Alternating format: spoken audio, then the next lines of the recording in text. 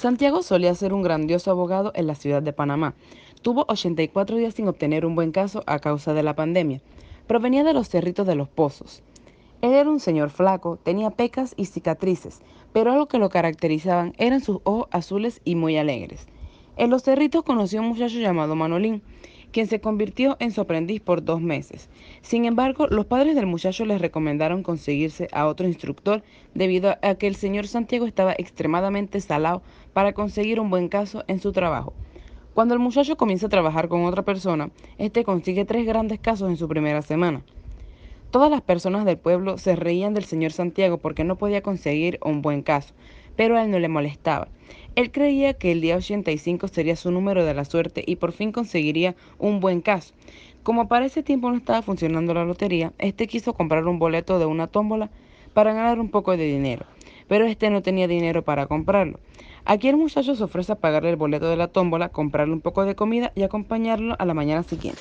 A las 5 de la mañana el joven fue con Santiago, pero no lo acompañó debido a que sus padres no le dejaban. Santiago iba por las calles y escuchaba el conversar de las personas en las fondas y el sonar de los motores del carro. Santiago llegó a su oficina en 15 minutos de viaje, pero entró y dejó la puerta entreabierta para recibir a los clientes. De vez en cuando miraba por la ventana para ver las afueras de la oficina.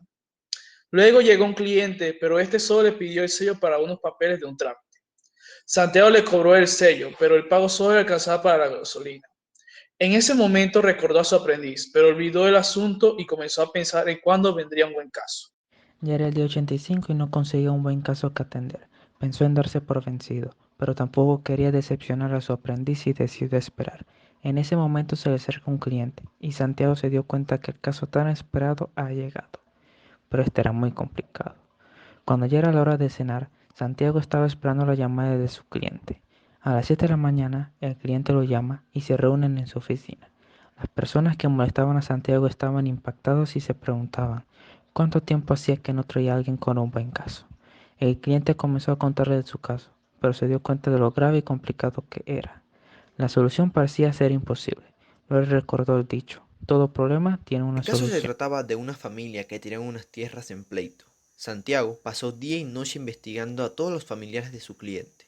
Este se trasnochaba, no comía y se sentía extremadamente cansado, pero él quería sacar este caso adelante. Santiago pensó que este era un caso muy complicado y sin la ayuda de Manolín lo era aún más.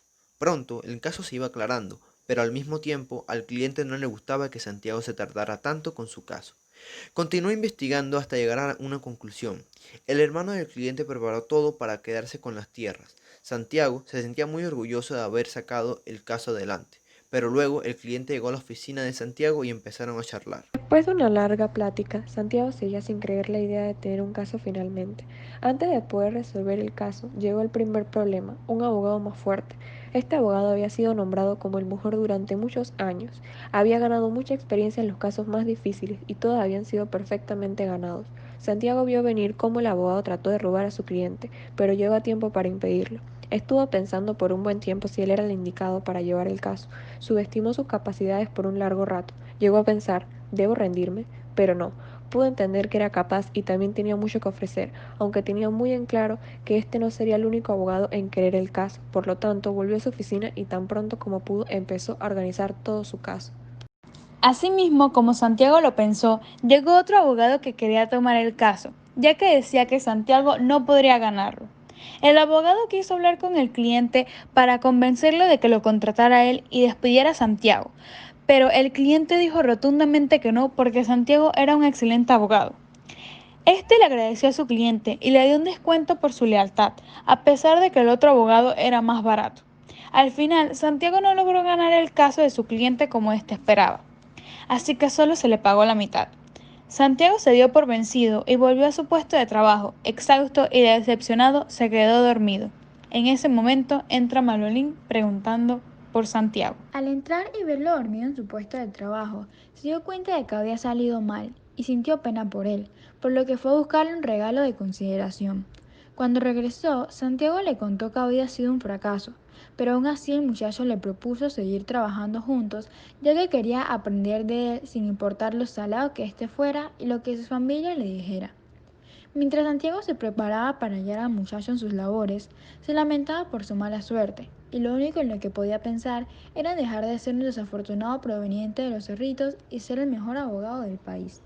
Esta historia nos enseña que por más que nos esforcemos para tener éxito, no siempre vamos a ganar.